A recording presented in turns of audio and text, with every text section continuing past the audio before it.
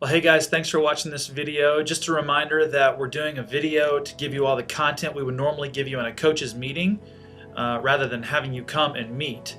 So I'm looking forward to meeting with you on Saturday for some delicious food and just to hang out, get to know one another a little bit better, and just kind of deepen those relationships.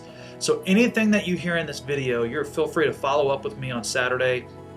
Or if you want to send me an email, that's fine.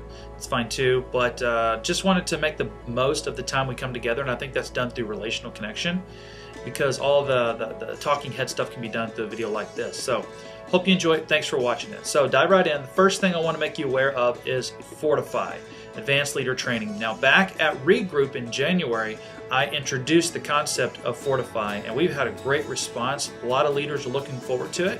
And I just wanted to give you an update so that you can tell your leaders as they ask you that we have penciled it in to launch this coming June. We had a meeting about it last Thursday, and what we've decided is we're going to beta test it in the month of June.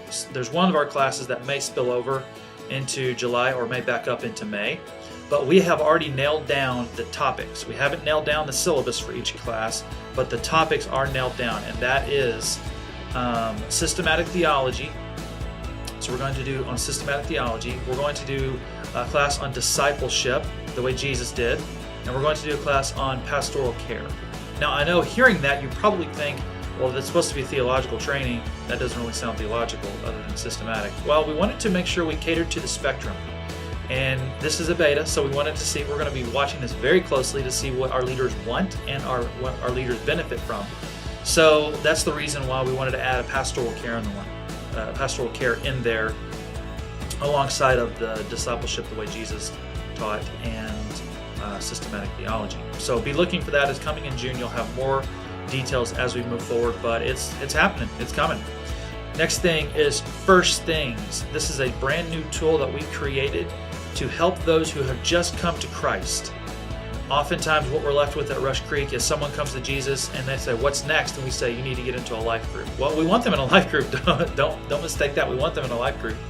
But oftentimes we have found, people who come knock on our door, is they're looking for theological kind of undergirding, theological equipping, theological strengthening. And life group is doing the sermon line curriculum or something else, and it doesn't give them that per se right off the bat. So we said, well, let's create this tool with things that we already have.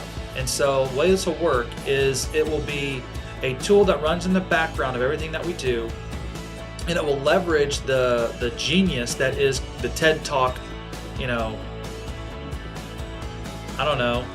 this phenomenon that has taken the nation the past 10 years, 5-10 years, called TED Talks. And if you've never heard of a TED Talk, you can go to, it's done by National Public Radio, NPR, and you can go and look at it online. I think it's tedtalk.com, and it stands for Technology, Entertainment, and Design. And it's these, experts in these industries, and they give these 10 to 15, sometimes last-minute talks on particular topics. So we're going to take the same type of format, apply it to First Things, and then we're going to post it on Right Now Media training post feature. And we're going to leverage those two, and we're going to make a really cool environment. Then we'll have a pastor who will monitor that, so that as they interact with the questions that we put on there after they watch the video, a pastor can interact with them and help answer the questions. So we're looking at launching that maybe in the fall. I'll give you more details as we go, but we're not sure. The fall's a busy time. But it's very exciting. We're just at the formation stage right now. We're just nailing down some of the kind of the infrastructure, but it looks like it's going to happen, and we're very excited about it. Next thing is group size. Okay, so this past spring we added about 200 people to our list of, hey, I want to get into a life group, and so far we've still yet to hear from 75 of those people.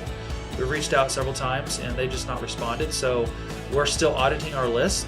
But one thing the audit did reveal up to this point is that all of our existing groups, the majority of them, probably 7/8 of them, are pretty full, like 12 to 16 members.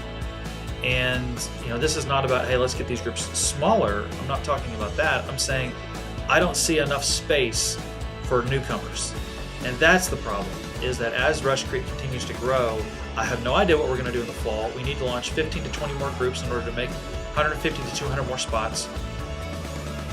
And we can only do that is if we have leaders. And so if you could help me look for leaders. And some of you have already helped me by sending me names. Yeah, if you could help me look for leaders to launch new groups. What kind of groups? We need all kinds of groups. I had a meeting yesterday with a lady who came to my office. She has a heart for sports ministry. And so she's going to launch a softball life group in the summertime. And they're going to have basically a devotion period before the game. And then they're going to play softball because they all like softball. But the point is that she wants to build disciples through softball. And I love that. So different strokes for different folks.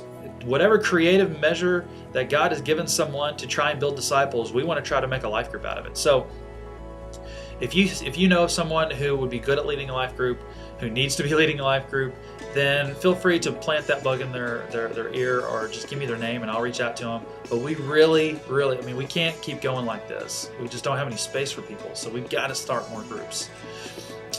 Next thing is the Forge Leader Training. So we just had one several Wednesdays ago, and just FYI, I thought it went fantastic. We got a lot of good feedback. I got a lot of negative feedback on it being on Wednesday.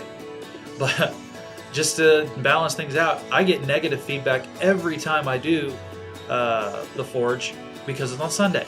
All the Sunday groups get very upset that I'm doing this on the night that they have group. So I switch it to Wednesday to kind of balance it out. And the Wednesday groups don't fit. So you can't please everybody. I met with a leader who's going to be launching a life group this week, actually. I met with him last night at Starbucks, and I told him about our leader development plan and that we meet 3 times a year at the Forge. And he says, just not on Sunday. That's the night we meet. And I said, man, you can't please everybody. You're going to be a bad guy to somebody. So anyways, that was several Wednesdays ago. Our next one is going to be April 24th. Sunday, April 24th will be our next Forge. But this time it will be right after the second service. It'll start at 12:45.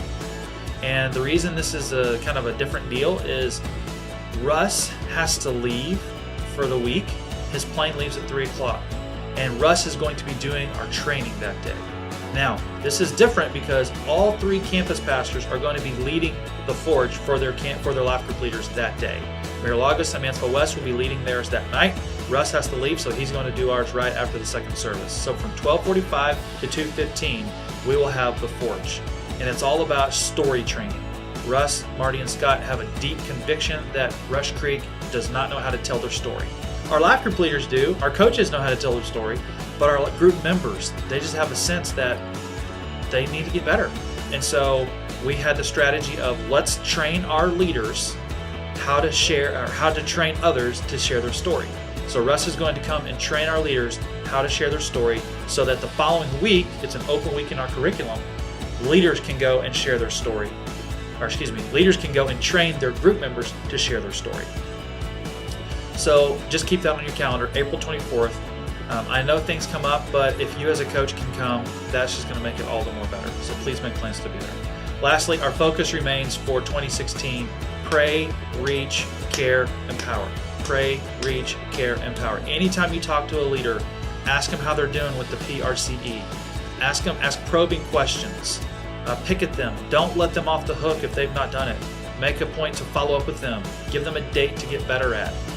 Hold them accountable, right? We want to push them towards caring for their group, praying for their group, reaching out to others for their group, and empowering others to be future leaders.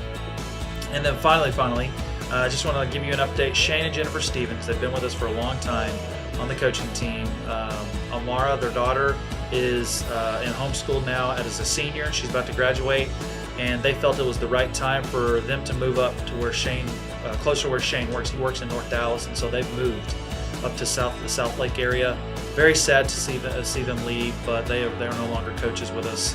Sad. Holly and Wendy Dickey, they have had a dream to live in Granbury over in the lake area. And for 3 years, they've been trying to make it happen, and finally it's happened. Their house sold, and they bought a new house, and so they're moving, and they've stepped down as well. So we wish them the best. We're going to miss them dearly. But just wanted to give you those updates that those two couples have left us. Very sad. I am looking for new coaches, and so if you know of some people that should be on our team or would be a benefit for our team, please send me their names so that I can reach out to them and start that kind of research process of who they are. But thanks for watching, and I look forward to seeing you on Saturday.